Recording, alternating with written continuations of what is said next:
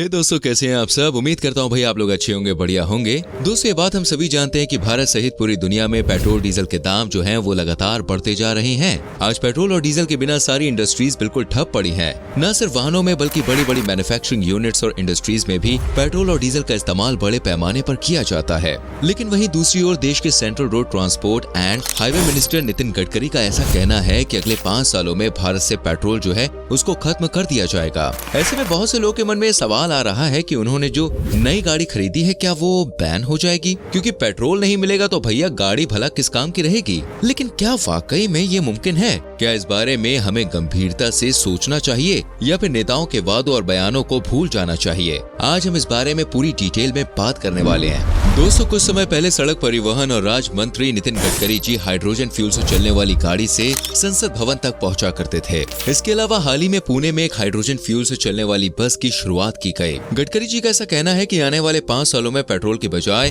Hydrogen और green fuel के इस्तेमाल को बढ़ावा दिया जाएगा। इसके अलावा भारत में फिलहाल पेट्रोल डीजल के विकल्प के तौर पर इलेक्ट्रिक व्हीकल्स को प्रायोरिटी दी जा रही है। लोग धीरे धीरे इलेक्ट्रिक व्हीकल्स को पसंद भी कर रहे हैं। हालांकि इनके दाम पेट्रोल डीजल के वाहनों से थोड़े ज्यादा जरूर हैं। इसके बावजूद देश में इलेक्ट्रिक व्हीकल्स की जो डिमांड है वो बढ़ रही है। लेकिन इलेक्ट्रिक व्हीकल्स को फिलहाल पेट्रोल डीजल के विकल्प के तौर पर देखना उचित नहीं है, क्योंकि भले ही इलेक्ट्रिक व्हीकल्स पर्यावरण को नुकसान नहीं पहुंचाते, लेकिन भारत में जो इलेक्ट्रिसिटी बन रही है वो नॉन रिन्यूएबल एनर्जी सोर्स से ही तैयार की जा रही है। कोल, नेचुरल गैस और ऑयल के जरिए भारत में 50% बिजली का उत्पादन हो रहा है और इस दौरान बड़ी मात्रा में कार्बन एमिशन होता है। ऐसे में ये कहना ठीक नहीं होगा कि इलेक्ट्रिक व्हीकल एनवायरनमेंट के लिए पूरी तरह से सुरक्षित है। लेकिन अगर इलेक्ट्रिक व्हीकल विकल्प नहीं है तो हमारे पास और क्या ऑप्शन है? पेट्रोल के दाम लगातार बढ़ रहे हैं, इससे क्लाइमेट को नुकसान हो रहा है और साथ ही धरती पर नेचुरल ऑयल सीमित मात्रा में उपलब्ध है। ऐसे में आज नहीं तो कल भारत को इसका ऑल्टरनेटिव साधन तलाशने की जरूरत है।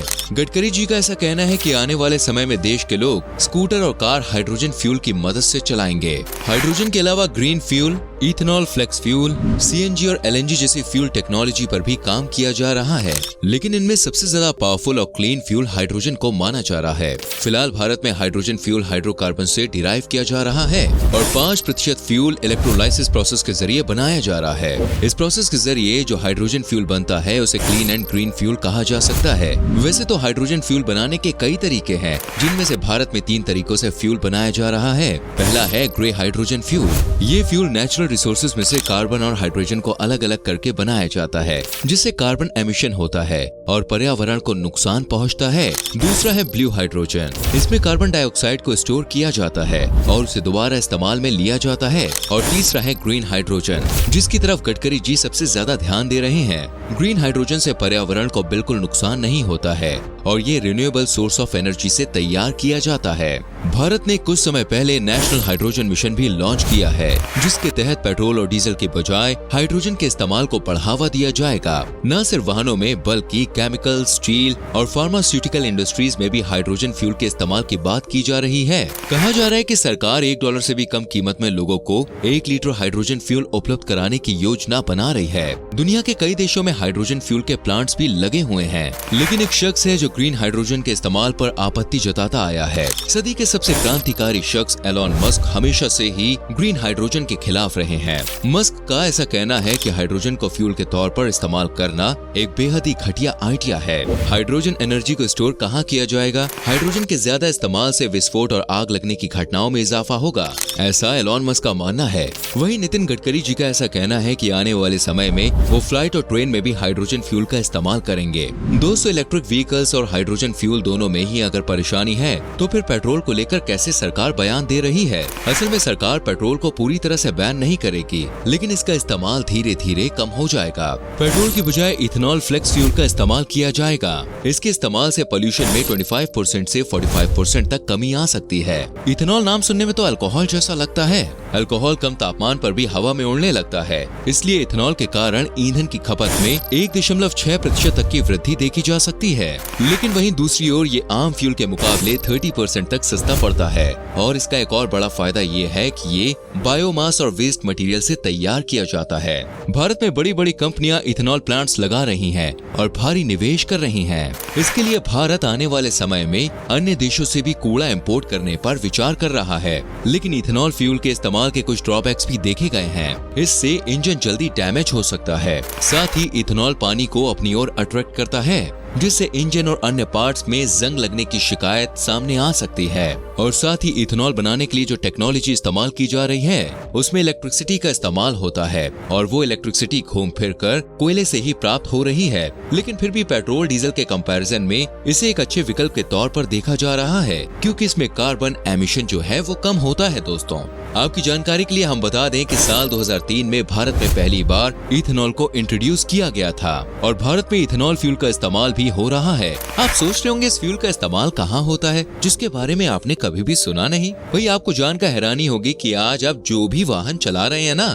उसमें इथेनॉल का प्रयोग भी किया जा रहा है। फिलहाल भारत में ईट एंड ब्लेंड इथेनॉल का यूज हो रहा है। इसका मतलब होता है कि आप जो पेट्रोल का इस्तेमाल कर रहे हैं उसमें 90% पेट्रोल है और 10% इथेनॉल है। साल 2018 में भारत ने नेशनल बायोफ्यूल पॉलिसी लॉन्च की थी, जिसके तहत लक्ष्य रखा गया कि साल 2030 तक भारत में E20 ब्लेंड फ्यूल के इस्तेमाल को मैंडेटरी कर दिया जाएगा। दुनिया के कई देशों में E25 या उससे भी ज्यादा ब्लेंड वाले फ्यूल का इस्तेमाल हो रहा है। ब्राजील में सन 1976 में ब्लेंड इथेनॉल का इस्तेमाल शुरू कर दिया गया था। साल 2008 में ही वहां पर E25 ब्लेंड फ्यूल का इस्तेमाल कंपलसरी कर दिया गया था और आज के समय में 78% से ज्यादा वाहनों में वहां पर E27 इथेनॉल ब्लेंड फ्यूल का इस्तेमाल किया जा रहा है। इसके जरिए ब्राजील तेल पर अपनी निर्भरता भी कम कर रहा है। साल 2019 की रिपोर्ट के अनुसार ब्राजील ने इथेनॉल के इस्तेमाल से सालाना 0.5 मिलियन बैरल तेल की खपत कम की थी और इसके जरिए ब्राजील ने एक साल में $13 बिलियन बचाए थे। ब्राजील में इथेनॉल की मैन्युफैक्चरिंग बढ़ाने के लिए एनर्जी केन को इंट्रोड्यूस किया गया।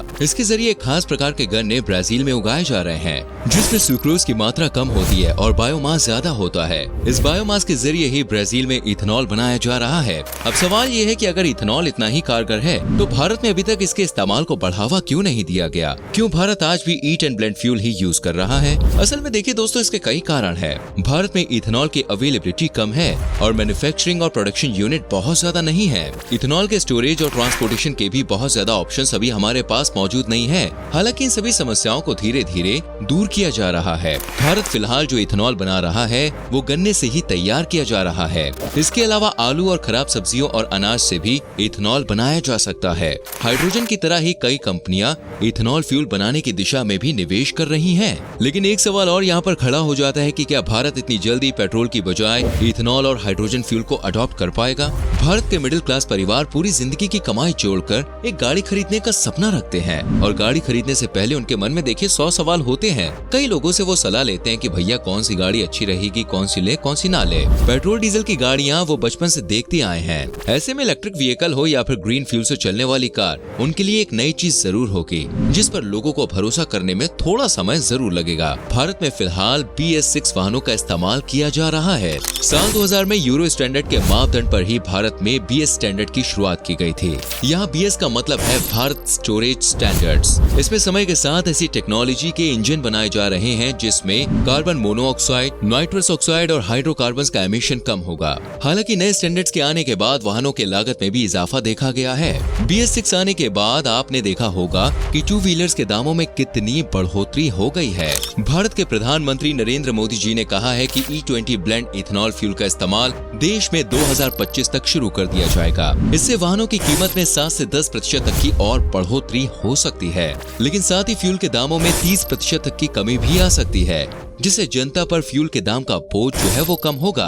और रही बात वाहनों के 10% दाम बढ़ोतरी की, तो पर्यावरण को साफ और सुरक्षित बनाए रखने के लिए इतनी रकम खर्च की जा सकती है। अगर थोड़ी सी रकम खर्च करके हम पर्यावरण के संरक्षण में अपना योगदान दें तो इससे बढ़िया क्या होगा? ये प्रकृति और हम इंसान दोनों के लिए फायदेमंद होगा। दोस्तों, आज भारत में 10 लाख से ज्यादा डीजल से चलने वाली बसें चल रही हैं। एक बस एक साल में 100 टन कार्बन डाइऑक्साइड गैस का उत्सर्जन करती है और आप अंदाजा लगा सकते हैं कि 10 लाख बस मिलकर पर्यावरण को कितना नुकसान पहुंचा रही होंगी। भारत ने एक और लक्ष्य रखा है कि साल 2030 तक 50 लाख टन ग्रीन हाइड्रोजन का निर्माण देश में शुरू हो जाएगा। भारत अगर तेल पर अपनी निर्भरता कम करता है तो इससे देश को आर्थिक तौर पर काफी फायदा होगा। पिछले साल भारत ने $119 बिलियन का कच्चा तेल आयात किया था। ग्रीन हाइड्रोजन और इथेनॉल के इस्तेमाल से भारत को कम मात्रा में कच्चा तेल आयात करना होगा। आज भारत को तेल के लिए सऊदी अरब, रूस और अमेरिका जैसे देशों पर निर्भर रहना पड़ता है। कच्चे तेल तेलों के दामों में इजाफा होने से अचानक भारत में महंगाई बढ़ जाती है, लेकिन ग्रीन हाइड्रोजन और इथेनॉल के बाद भारत में कच्चे तेल की कीमतों में बदलाव का बहुत ज्यादा असर देखने को नहीं मिलेगा। अगर आने वाले 5 सालों में भारत में ग्रीन फ्यूल को बढ़ावा मिलता भी है तो भी पेट्रोल और डीजल को जल्दी से बैन नहीं किया जाएगा।